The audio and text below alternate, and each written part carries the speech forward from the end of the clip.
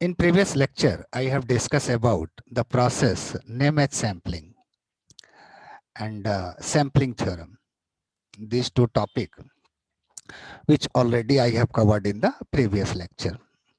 Sampling is basically a process of converting continuous time signal into discrete time signal.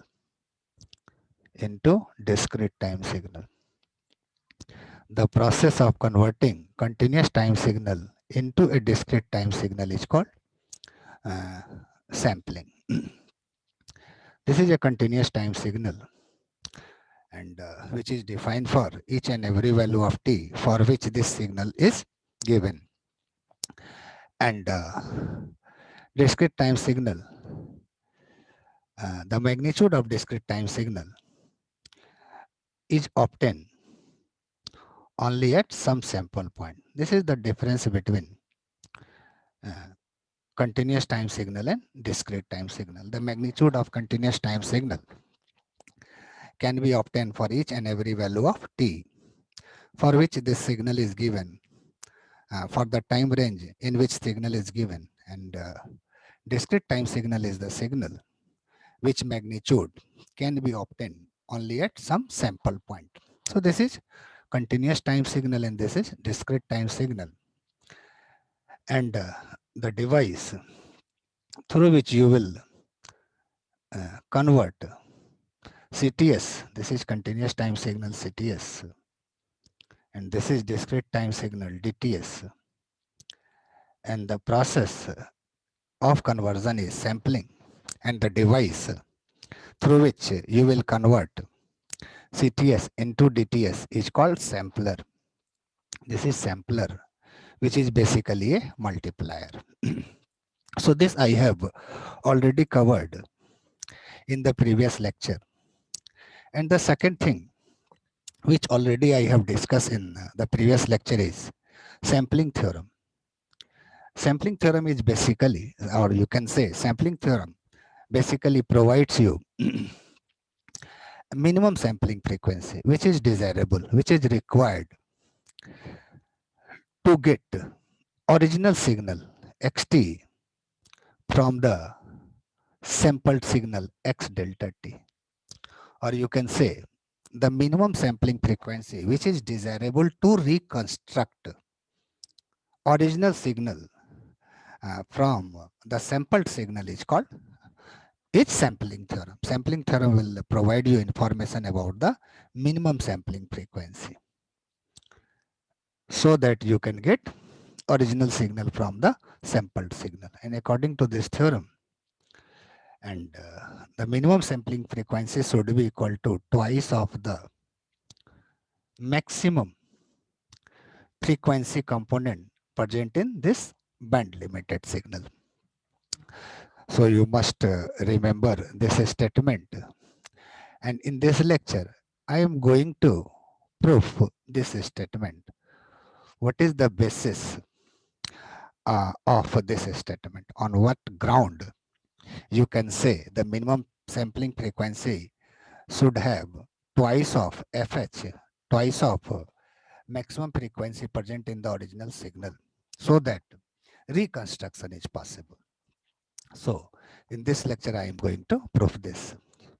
But you must go through the previous video where sampling theorem and the process sampling have been discussed. So this all thing is discussed in the previous video.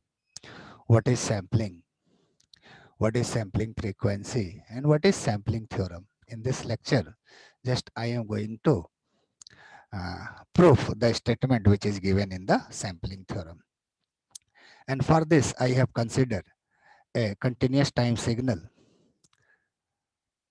which characteristics is given here.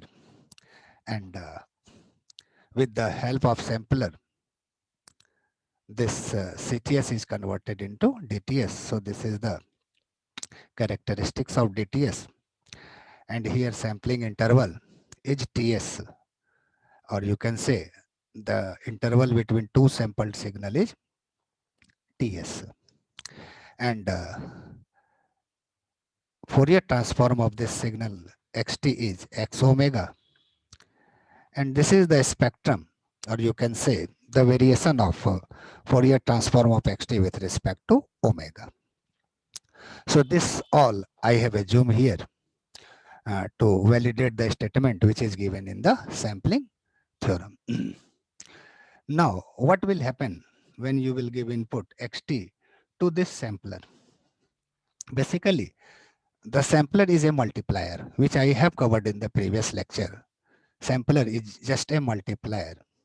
And when you will give input xt to this multiplier, then what will happen? This xt will multiply with impulse train. This is st. xt will be multiplied with st, and you will get output xt into st. And the characteristic of st, this is impulse train, and the characteristic of st is like this. And this is the mathematical model of st. So everything I have covered in the previous video. So go through that video for the understanding of this proof.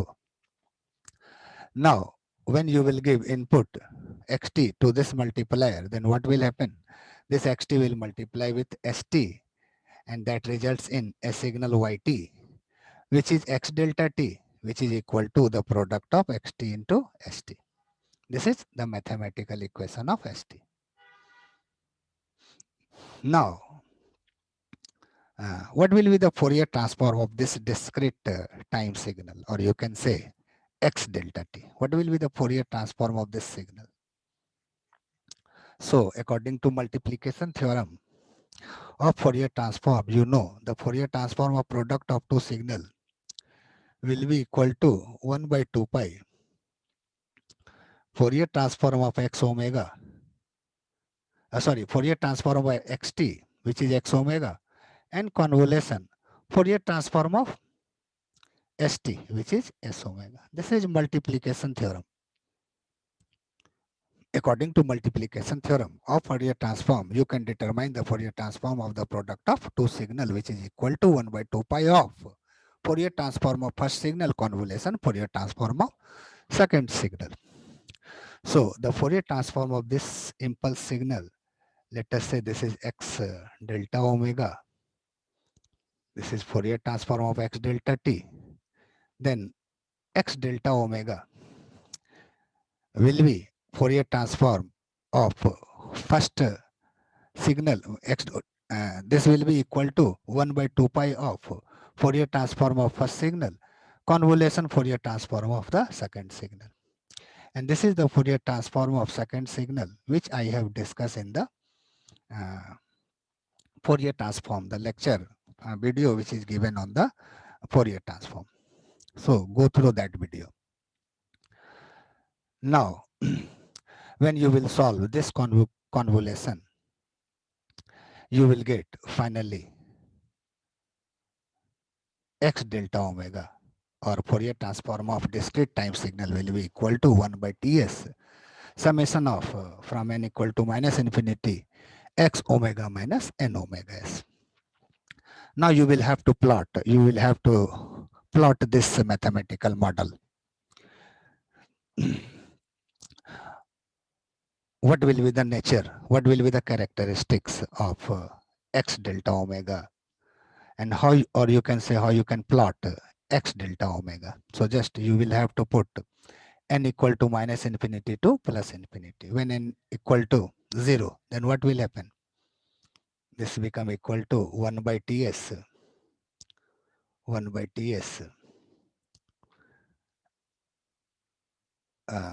of x omega. What will happen when you will put n equal to 1? You will get 1 by ts of x omega minus omega s. In this way, you will have to put n equal to minus infinity to plus infinity. So you will get the sequence of the term, infinite number of terms, which are shifted from each other by omega s. So you will get plot like this. This is x omega. This is x omega minus omega s. This is x omega minus x omega minus 2 omega s. Again, you will get omega minus 3 omega s. Similarly, you will get the plot in negative half. So in this way, you can get a plot of x omega and shifted x omega, or you can say x omega and its replicas in positive half and in negative half. And you must remember here, it is shifted by omega s. Omega s.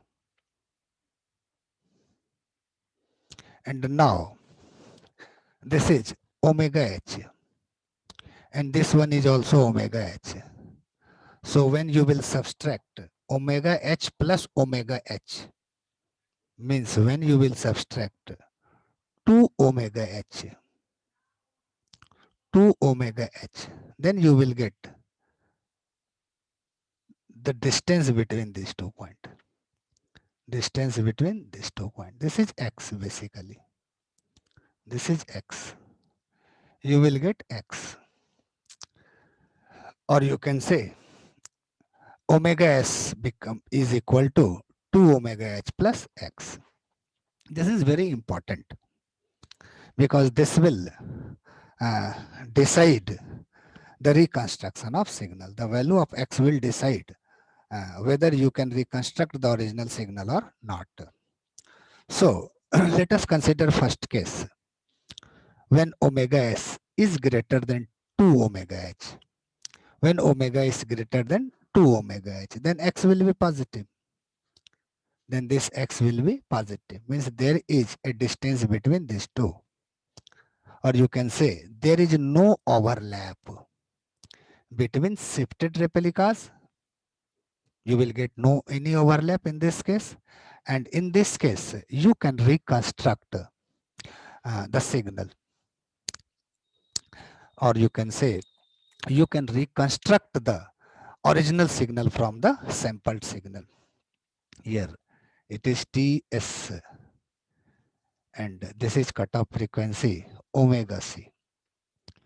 And for the reconstruction of the signal, a low pass filter is required.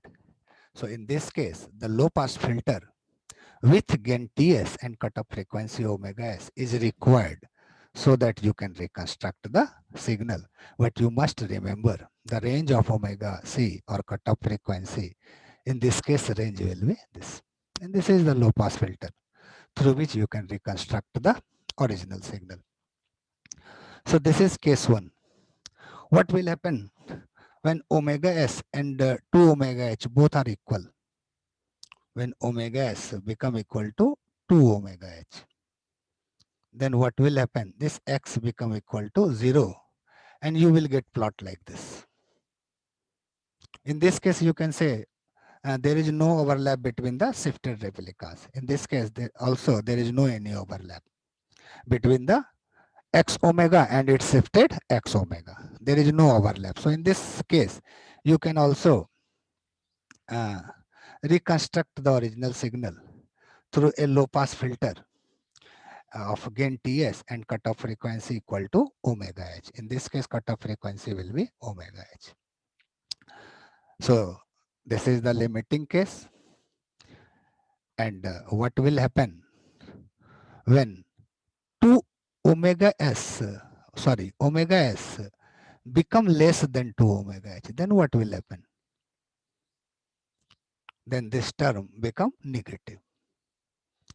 This term x become negative. Negative means there will be a overlapping. So when omega s is less than 2 omega h, then you will get overlapping between x omega and its shifted replicas. You can see here, this is the overlapping. And in this case, you cannot reconstruct the original signal from the sampled signal. And this overlapping is termed as aliasing. Overlap in the shifted replicas is termed as aliasing. This is called aliasing, this overlap or you can say the process of overlap, phenomena of overlap is called aliasing. And aliasing basically refers high frequency component present in the original signal.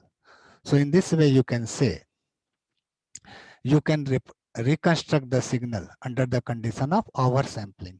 Oversampling means when sampling frequency greater than twice of maximum frequency present in the signal.